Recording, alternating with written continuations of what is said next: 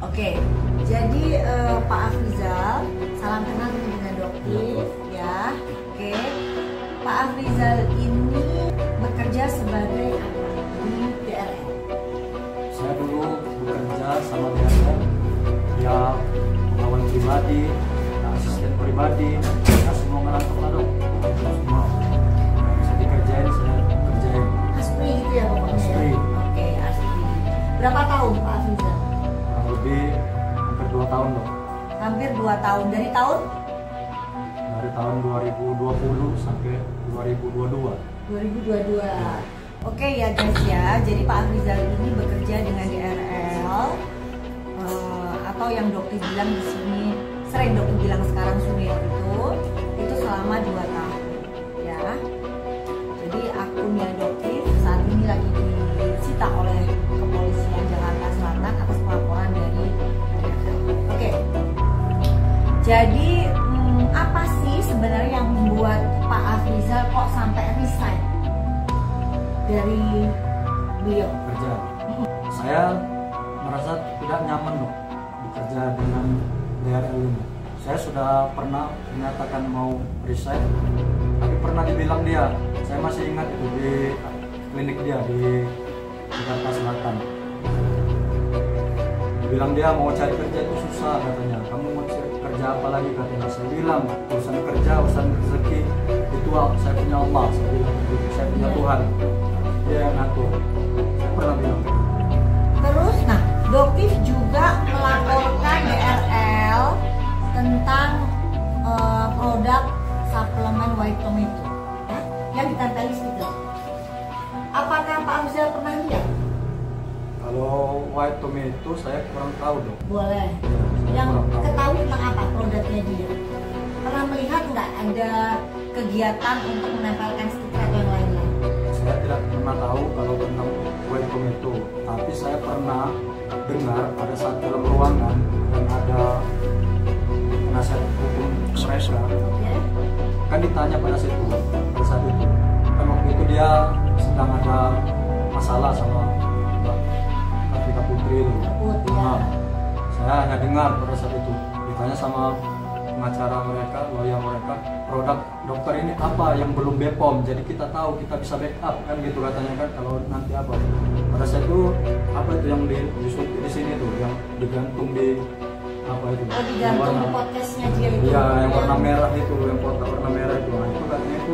Saya dengar pada saat itu yang belum. Badan pom. Itu. Hmm. Nah, itu, tapi kalau White Tomato saya kurang tahu, saya karena tidak pernah mendengar dan melihat. Betul. Oke. Kan DRL ini pernah kuliah di Udayana. Iya, betul dong. Tahu ya? Betul, saya yang sering ngantar ke sana. Oh, ngantar juga? Iya, saya ikut ke sana. Ngantar ke Udayana? Iya, saya yang ngantar. Wah, enak dong, bisa jalan-jalan juga ke Bali juga ya? Ngantar juga sekalian jalan-jalan. Kerja dong. Oh, kerja. Oke. Nah, jadi pada saat itu sebenarnya siapa sih yang mengerjakan tugas dan sebagainya? Kalau setahu saya dok, yang sering kan waktu itu kan banyak kuliah itu online dong pada saat itu kan. Betul. Yang sering ngerjainnya pada saat itu ya karyawan dia juga si Sasa. Dia. Ya. Jadi bukan dia sendiri ya, Bukan DRL dia, sendiri. bukan dia. Nanti si Sasa yang disuruh. Kalau dia sedang jalan kan Sasa yang disuruh.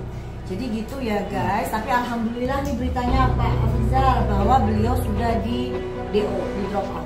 Ya saya tahu dong. Dikeluarkan ya. Karena waktu hasil ujian itu saya tahu dia nggak lulus. Betul. Tahu ya dia nggak lulus tahu? Tahu saya. Guys, ini adalah salah satu ya bukti bahwa DRL itu melakukan pembohongan publik. Dari mana? Pada saat dia bilang, saya kan sudah mengikuti setiap aturan dari Udayana. Nah, jadi sebenarnya di sini DRL itu sudah tahu bahwa dia nggak lulus. Tapi pada saat Doktif mengungkapkan itu ke publik, dia memutarbalikan. Dia bilang bahwa saya tidak tahu. Bahkan dari mana Doktif itu tahu saya sendiri tidak menerima keputusan dari universitas. Dan tahu dia nggak lulus ya? Tahu dong, kan saya bilang dok jadi kayak mana kuliahnya? Biarin aja, dibiarin aja. Nanti kan lama-lama nanti pihak Udayana sendiri yang menelpon saya katanya, mengeluarkan saya. Jadi kan nama saya tetap bagus, kata dia kayak itu.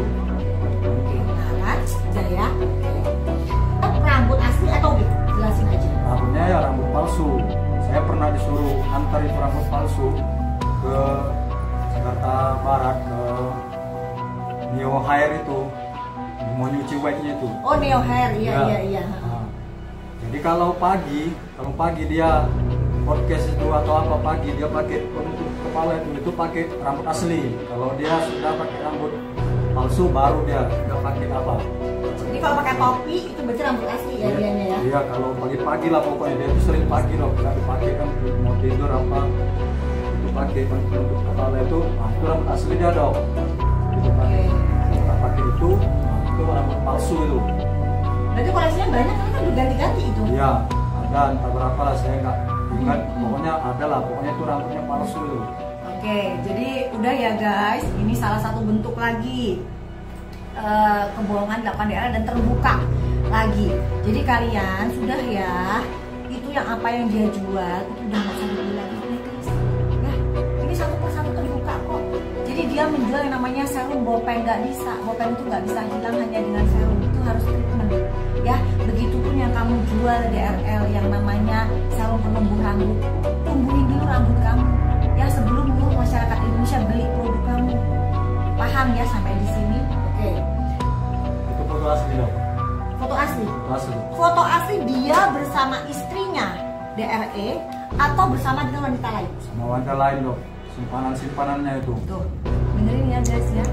Jadi tolong ya yang di luar, kalau dibilang DRL itu penyelamat wanita, boleh kalian peran susi macam itu. Tapi kalau menurut saya dia itu DRL itu perusak wanita. Nah, jadi hati-hati.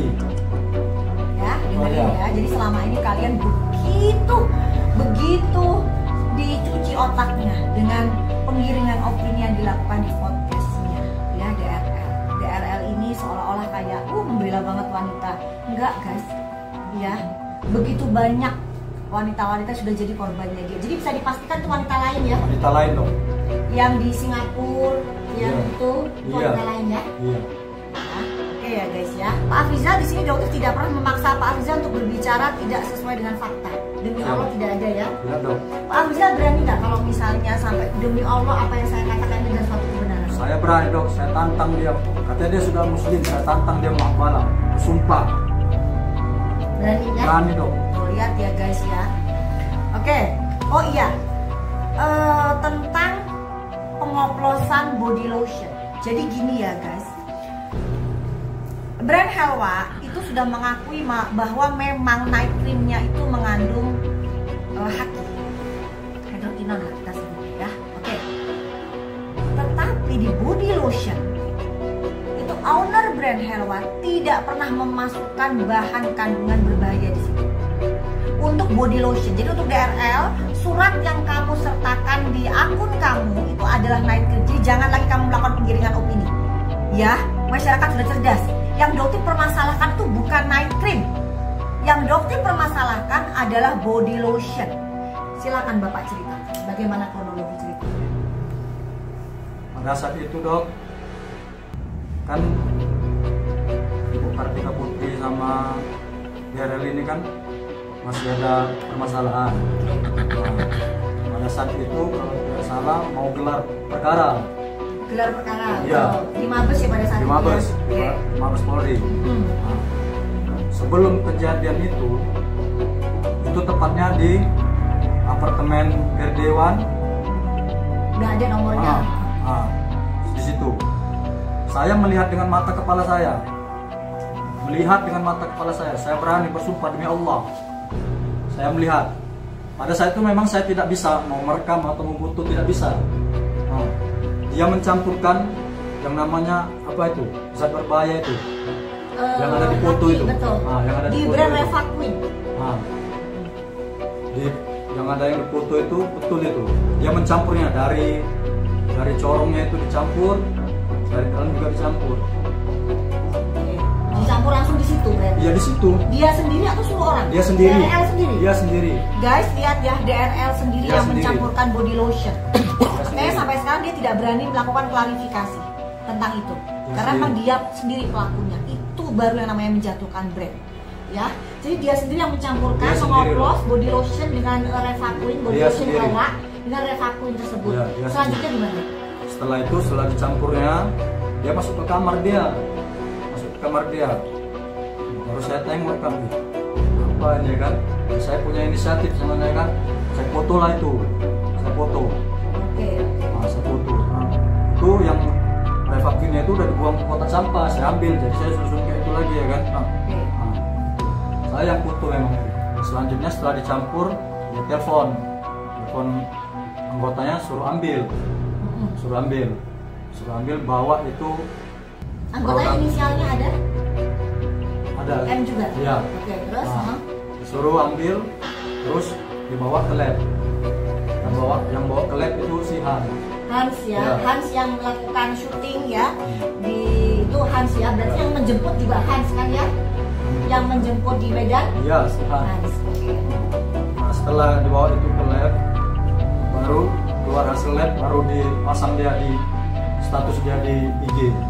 Nah, itu bahwasanya ini itu. Jadi guys, setelah itu dipasanglah ceritanya di Igoy bahwa produk body lotion dari brand Helwa itu mengandung bahan berbahaya. Itu fitnah yang sangat kecil. Itu loh yang namanya menjatuhkan nama brand. Jangan dibandingkan dengan dokter. Yang dokter sampaikan itu adalah fakta. Gak pernah dokter ngoplos-ngoplos. Itu perbuatan dosa.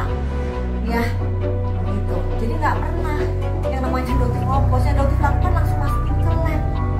Hasil lab keluar yang dokter sampaikan. Makanya sampai sekarang pun brand-brand owner pun yang ada malah meminta maaf, memperbaiki. Nah, pada saat itu brand Helwa sempat juga ribut kan pada saat itu ya. Tapi suaranya nggak terdengar. Kenapa guys? Karena pada saat itu kita semua tertipu oleh DRL.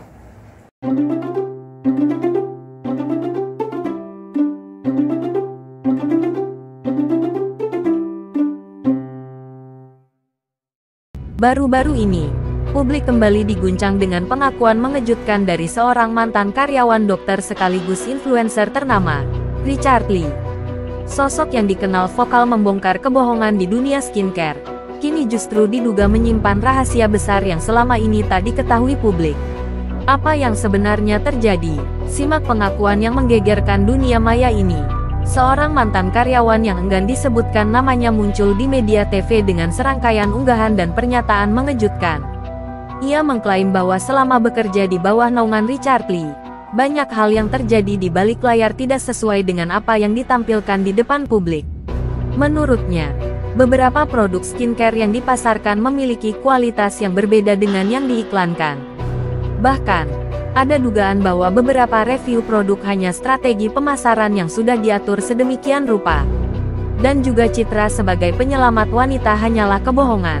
Tidak hanya soal produk, mantan karyawan ini juga menyebut bahwa Richard Lee kerap memanipulasi opini publik melalui konten-kontennya. Tujuannya disebut untuk meningkatkan engagement dan menumbuhkan citra sebagai pahlawan skincare. Hingga berita ini dibuat, belum ada pernyataan resmi dari Richard Lee terkait tudingan ini. Namun akun-akun penggemar dan pihak manajemen kliniknya tampak berusaha meredam isu dengan menyebut tuduhan tersebut sebagai fitnah dari oknum tidak bertanggung jawab. Komentar netizen pun terbagi dua. Beberapa merasa kecewa dan merasa tertipu, sementara yang lain masih membela Richard Lee dengan alasan tidak ada bukti kuat yang disertakan. @skinwarrior, kalau ini beneran, fix kecewa banget. Dulu percaya karena katanya edukatif. @justsaying, selalu ada dua sisi dalam cerita. Jangan langsung percaya sebelum bukti lengkap muncul. @dermatop.it, kalau sampai benar, ini bukan sekadar skandal kecil. Ini menyangkut kepercayaan publik secara luas. @zulfatliadam6046, drama air mata LG. Tiap kali diperiksa polisi mesti akan ada drama baru dokpeng. .hmm, bukannya kasih bukti PD polisi malas buat drama supaya pribadi Dri jatuh dan hina. Supaya publik terus percaya sama dokpeng utek benci Dri. Jahat sekali taktik dokjing ini. Masih ada netizen yang percaya. Dugaan ini tentu masih perlu dikaji lebih dalam dan harus menunggu klarifikasi dari pihak Richard Lee sendiri. Namun, satu hal yang pasti, isu ini menyoroti betapa pentingnya transparansi dalam dunia bisnis kecantikan, terutama dari figur publik yang memegang pengaruh besar. Bagaimana menurut kalian? Apakah ini hanya drama dari mantan karyawan yang sakit hati? Atau justru awal dari terbongkarnya sesuatu yang lebih besar? Jangan lupa tulis opini kalian di kolom komentar. Like, share, dan subscribe channel ini untuk update paling panas dari dunia selebriti dan konten viral. Follow juga media sosial kami untuk info-info eksklusif lainnya.